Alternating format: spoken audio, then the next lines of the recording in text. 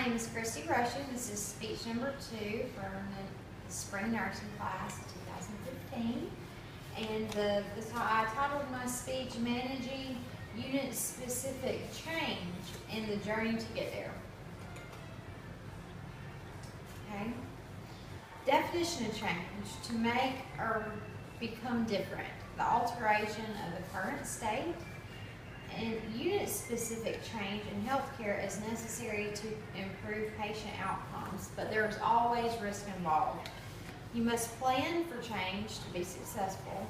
And in this speech, and in this, I will be using a model for change and applying it to a particular scenario to bring change about to a unit.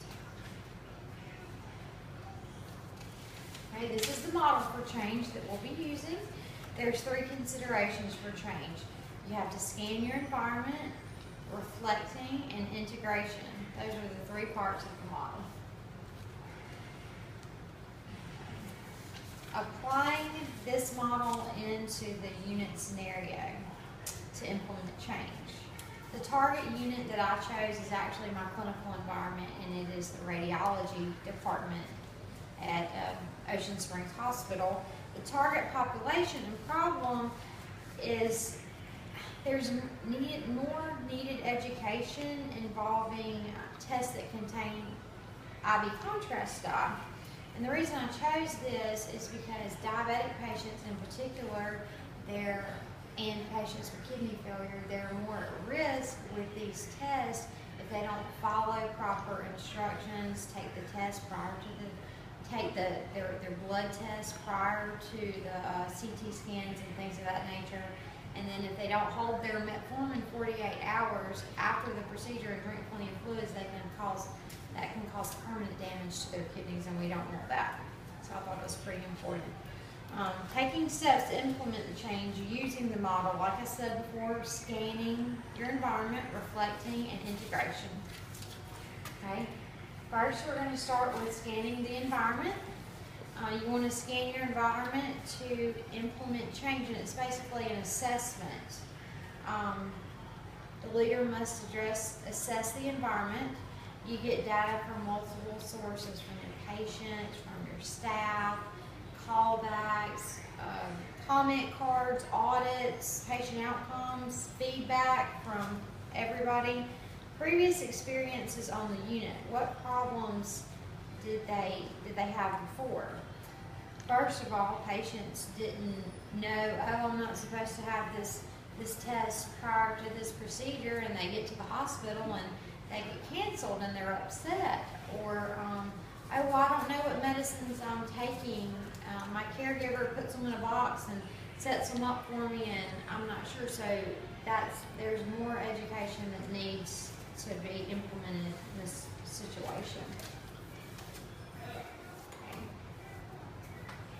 Okay, the next part of the model is reflecting, and this involves discussion with the key stakeholders, such as unit managers, the charge nurse, department heads, all the important people that might need to get the ball rolling to get some action to improve.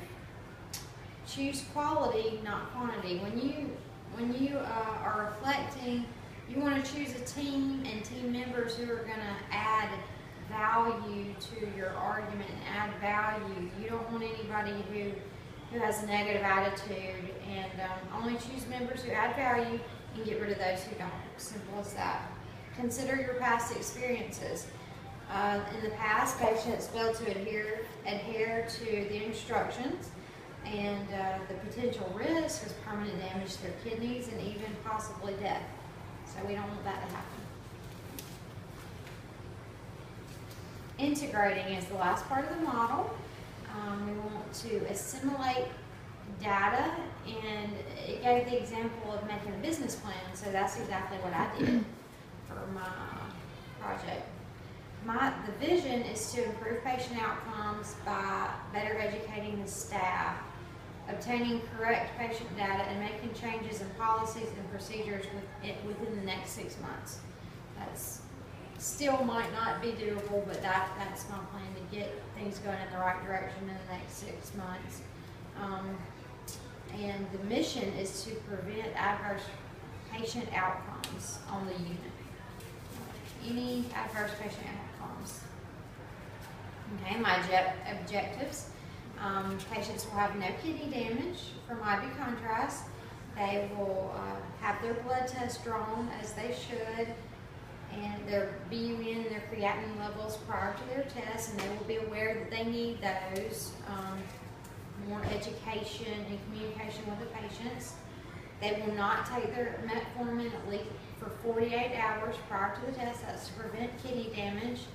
They will drink approximately 6 to 8 glasses of water to flush that dye out of their system and out of their kidneys so it doesn't cause damage to them. And then overall improvement of staff and patient education. That's my objectives for this. Okay, the strategies for my business plan. Unit staff will collaborate with doctors' offices who order the test and contrast, and they will make sure that they're educating the patients. They're giving them printed material. They're calling them and reminding them to have these tests drawn. This is a big one in the hospital, and I think it's a great idea. The pharmacy will actually flag metformin for patients who are inpatient. And if they take metformin, they will flag it in the Pyxis system, and it will not be able to be dispensed for at least 48 hours. That will prevent any nursing errors in medication. So if the nurse says, oh, I need to give your metformin, they won't be able to get it out of the Pyxis system. And another idea I had was multimedia presentations in the patient waiting areas.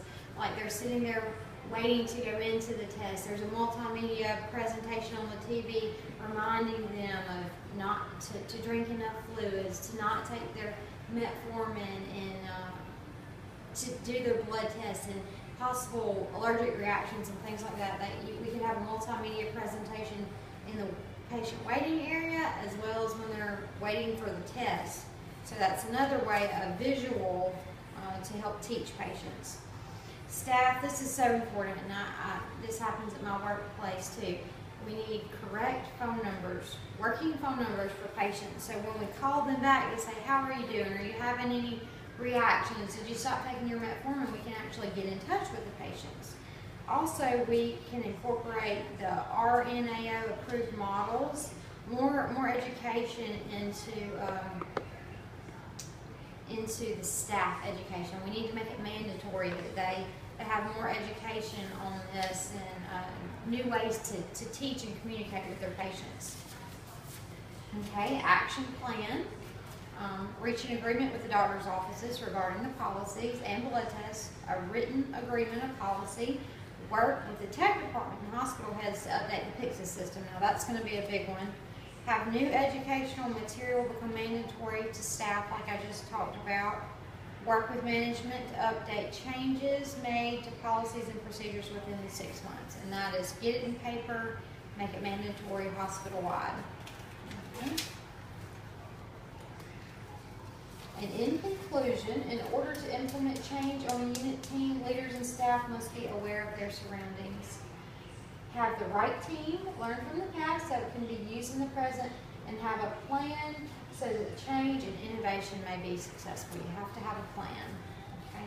And I ended my presentation with a quote, we cannot become what we need by remaining what we are. And that is a quote by John C. Maxwell. Thank you very much.